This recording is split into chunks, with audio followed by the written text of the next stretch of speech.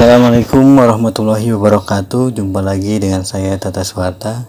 Kali ini kita akan membahas materi fisika tentang listrik statis dengan sebuah materi gaya Coulomb. Nah, di SMP kalian sudah mempelajari tentang listrik statis atau listrik yang tidak mengalir, dimana ketika penggaris kita gosokkan ke rambut, maka dia akan bisa menarik sobekan-sobekan kertas kecil. Mengapa hal ini terjadi? Karena ketika penggaris kita gosokkan ke rambut, maka elektron yang ada di rambut akan pindah ke plastik atau penggaris plastik tersebut, sehingga plastik bermuatan negatif. Nah, sehingga dapat menarik sobekan-sobekan kertas itu. Nah, fenomena ini juga dijelaskan dengan kain wol yang digosokkan ke plastik ya. Nah, ketika kain wol kita gosokkan ke plastik, maka si plastik itu akan bermuatan lebih negatif. Ini terjadi karena elektron yang ada di kain wol berpindah ke plastik, sehingga plastik bermuatan lebih negatif. Nah, fenomena ini dikenal dengan hukum Coulomb. Dalam hukum Coulomb, bila ada dua buah muatan sejenis, misalkan positif dengan positif, maka dia akan tolak menolak. Sebaliknya, jika ada dua buah muatan yang berbeda jenis, misalkan positif dengan negatif, maka dia akan tarik menarik. Nah, besarnya gaya tarik atau gaya tolak tadi itu dinyatakan dalam hukum Coulomb, di mana gaya tarik atau gaya tolak menolak antar dua muatan berbanding lurus dengan perkalian antara muatan tersebut dan berbanding terbalik dengan kuadrat jarak kedua muatan tersebut. Atau kita tuliskan secara matematis bahwa F sama dengan K kali Q1 kali Q2 per R kuadrat, di mana F-nya itu gaya Coulomb, Q-nya muatan, R-nya jarak, dan K-nya tetapan Coulomb besarnya 9 kali 10 pangkat 9. Nah, untuk lebih memahami, kita ambil contoh. Ada dua buah muatan benda masing-masing bermuatan listrik 3 mikrocoulomb dan min 2 mikrocoulomb yang terpisah sejauh 1 cm. Bila tetapan Coulomb 9 kali 10 pangkat 9, berapa besar gaya tarik antara kedua buah muatan tersebut? Nah, bisa kita hitung besarnya gaya tarik antara kedua muatan itu dengan persamaan Coulomb tadi, yaitu K kali Q1 kali Q2 per R kuadrat. Namun kita harus merubah satuan-satuannya.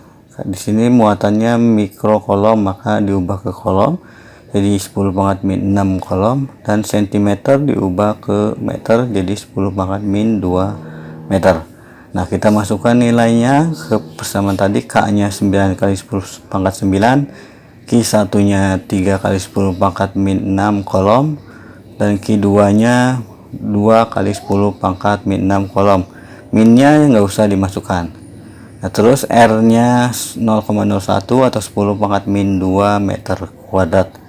Dengan dimasukkan tersebut kita hitung sehingga didapat nilai gayanya sebesar 540 Newton yang arahnya tarik menarik. Nah, terus bagaimana kalau dia terdiri dari lebih dari 2 atau 3 muatan? Maka akan ada namanya resultan gaya Coulomb. Yang pertama kita bahas resultan gaya Coulomb yang segaris dalam satu garis lurus ya. Misalkan ini ada Q1 muatannya positif, Q2 positif, Q3 negatif.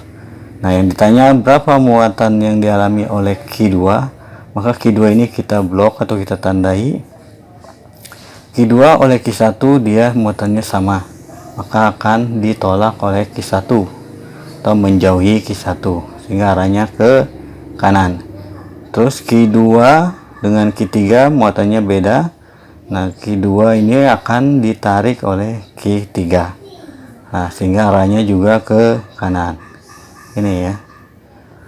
Nah, kita lihatnya dari Q2 saja. Karena dua-duanya ke kanan, maka F yang dialami oleh Q2 atau F2 sama dengan F21 ditambah F23.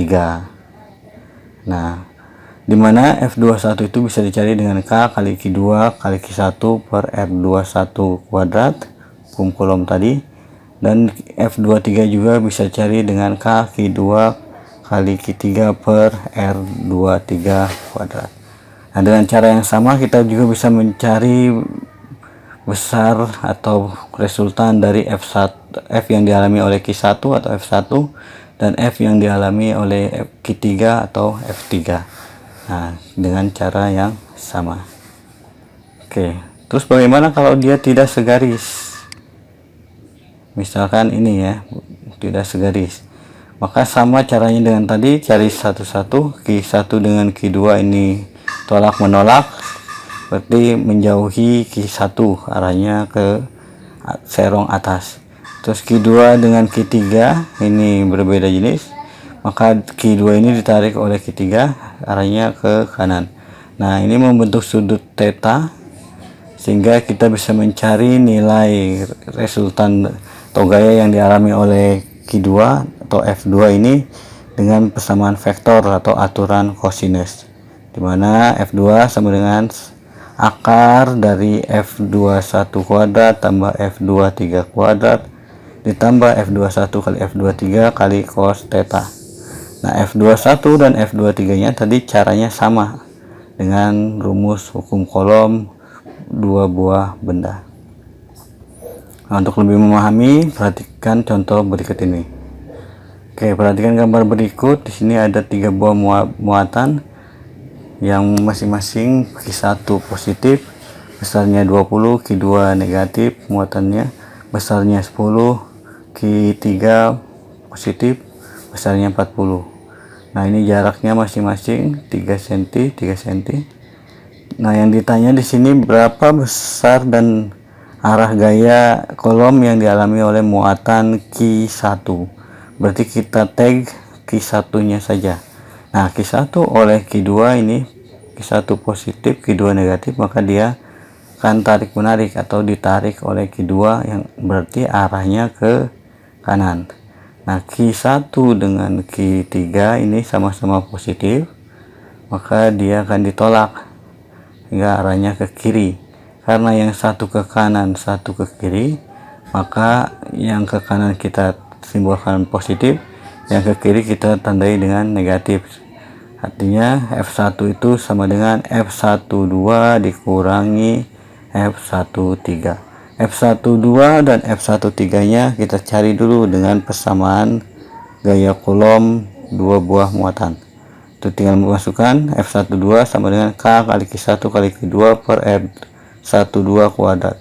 K nya dimasukkan, Q1 nya 20 kali 10 pangkat min 6, ini diubah ke Coulomb, dan Q2 nya 10 kali 10 pangkat min 6, minnya jangan dimasukkan ya.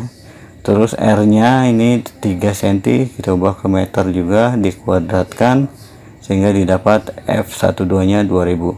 F13 juga kita cari dengan cara yang sama, yaitu F13 sama dengan K dikali Q1 kali Q3 per R13 kuadrat.